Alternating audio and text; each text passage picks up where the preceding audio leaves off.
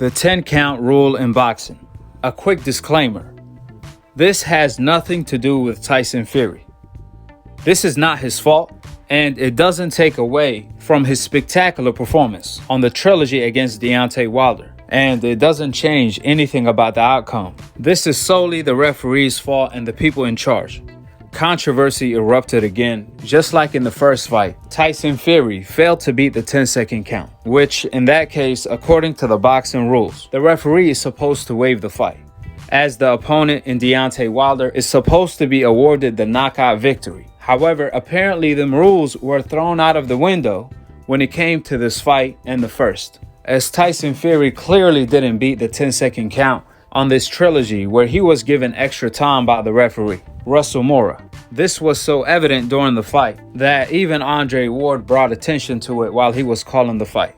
Keep in mind, Andre Ward is an ESPN employee, the same network Tyson Fury fights for, who people say he's critical of Deontay Wilder. He even noticed it live during the fight when there is so much going on, and he was absolutely correct. Here is the proof that Tyson Fury did not beat the 10-second count. He wasn't even close. Russell Mora was 7 seconds behind. Forget about 1 or 2 seconds. He was 7 seconds behind, giving Tyson Fury double the time in order to get up and gather himself. As you all see on the screen, the proof is in the pudding. They have Russell Mora doing grandma pudding. We all know Tyson Fury was badly hurt in the 4th round, as he was dropped twice by Deontay Wilder right hand. Now, the second knockdown was supposed to be ruled a knockout instead due to the fact that Tyson Fury failed to beat the 10-second count. As you all see above, Tyson Fury got dropped at the 18-second mark and hit the canvas at the 17-second mark, where you can see his forearm at the canvas. Then 11 seconds later, at the 6-second mark, Tyson Fury was still on the canvas, which by that point, the fight should have been waved off. Come to find out, the referee was still on the count of 4. Russell Mora was 7 seconds behind. Not 1, not 2, 7 seconds behind. A lot of you guys on my previous video tried to justify this by claiming a 10 count is not a 10-second count. Apparently, according to you guys, it's a 10 count of a different dimension time zone, a different universe where Goku is at or something. Even if you want to say it's a 10 count by the referee of his own dimensional time zone, in which he did a slow count to his own preference, that still doesn't explain how Russell Mora was 7 seconds behind. Again, we're not talking about 1 or 2 seconds. And to kill the whole notion of it's a 10 count of no time zone, the dead zone, where there is no time limit, but infinite space to change and bend the rules how they prefer. See, the problem with the 10 count no time zone rule is the fact that that still doesn't justify the situation, since the referee stopped counting. The reason why the referee was so behind on time, it wasn't because of his slow count.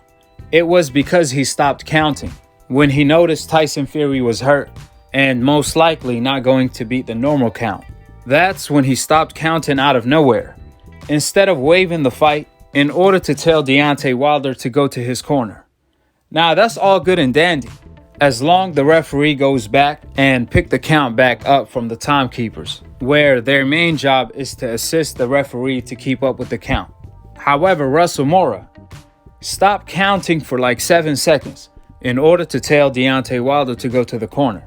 But then when he went back to Tyson Fury, he completely dismissed the 7 seconds that went by, and he picked the count back up where he left off, instead of where the timekeepers are at, giving Tyson Fury all of the time he needs in order to gather himself and get up. That's where the problem lies. And that's why the timekeepers are put there, in order to assess the referee to keep up with the count. But ironically, this is the second time the referee ignored the timekeepers to count at their own pace, at their own time zone, and pause whenever they like. I know Taylor wish he had one of them referees when he fought Chavez Sr., where he was comfortably winning the fight, and in the last minute of the 12th round, he got dropped. However, he managed to get up in 2 seconds, ready to continue. Out of nowhere, the referee stopped the count in order to ask Taylor, "Are you okay?"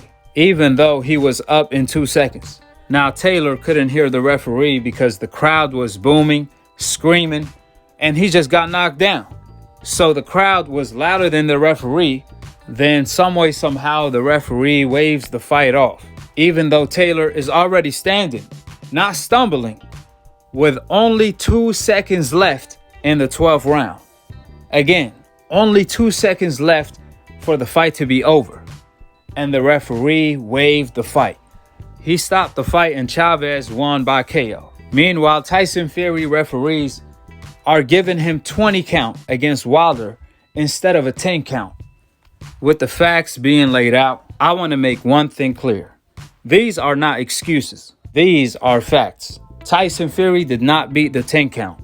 People lie, men lie, women lie, but numbers and your eyes don't lie. And as you can see with your eyes, Tyson Fury was on the canvas for more than 10 seconds, and he did not beat the 10 count. Therefore, let me ask you guys a question. If a fighter doesn't beat the 10 count, is that ruled a knockout? That's a rhetorical question. Of course it is. Therefore, according to the boxing rules, if the last-minute replaced referee, Russell Mora, did his job right, Wilder would have won by knockout. These are the facts. Always remember that facts over emotion, and facts always trump opinions. That's why you guys always troll in the comment section, but can't even point out one thing that I said exactly y'all disagree with. Furthermore, at the end of the day, or at least the night, this is not Tyson Fury's fault. That's what you guys have to realize. This doesn't change the fact that Tyson Fury has Wilder number. For years, I have been saying that stylistically, Tyson Fury is the most challenging fight for Deontay Wilder because of his skill, height, and reach, his size, and him having a great chin. While on the other hand, Wilder always has a chance because of that one-hitter quitter. Nevertheless, even though Tyson Fury has Wilder's number, he does need extra numbers on the clock when he does get up. Majority of the time, Wilder put him down, and he sure got the complexion for the connection to get those numbers. However, even if anybody at the heavyweight division can get the connection to them same numbers, it wouldn't have mattered because Wilder would have put him to sleep anyway. Therefore, all credit to Tyson Fury for solving the Deontay Wilder puzzle. And last but not least, it's amazing to me that Americans are celebrating Deontay Wilder loss more than the UK is celebrating Tyson Fury winning. Only in America. It makes no sense whatsoever. If you're an American and you are not a gypsy, then you have no business celebrating the fact that your country lost as if your country won. We know what time it is to this day. Nevertheless, drop your thoughts in the comment section below, subscribe below, and click on the notification bell to be continued on the next episode of Akhi, TV. Peace, and I'm on to the next one. Why was there a change of a referee and a judge at the last minute? I really couldn't answer that because I don't know. I think you'd have to ask the Nevada Athletic Commission what this. I mean, maybe a guy got sick or he had family obligations. I have absolutely no information about that.